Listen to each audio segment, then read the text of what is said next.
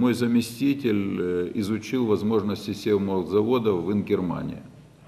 Вот. Думаю, что вот эти две группы, ну кроме того, мы изучаем вообще возможность покупки, потому что в распоряжении написано покупки двух катеров.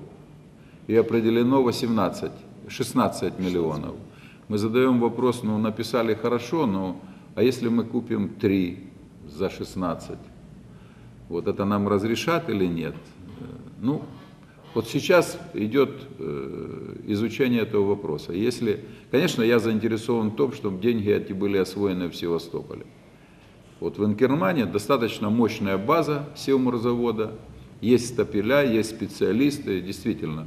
Кстати, если кто интересуется, мы можем вместе с вами. Я сам там еще не был, я с удовольствием поехал, посмотрел.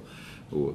Но в любом случае мы хотим, чтобы это была не показушная программа этого года, чтобы на следующий год мы тоже попали в эту же программу. И у меня такой договор с Министерством финансов есть, что на следующий год в бюджете будет заложено еще 16 миллионов на следующих 2 таких катера.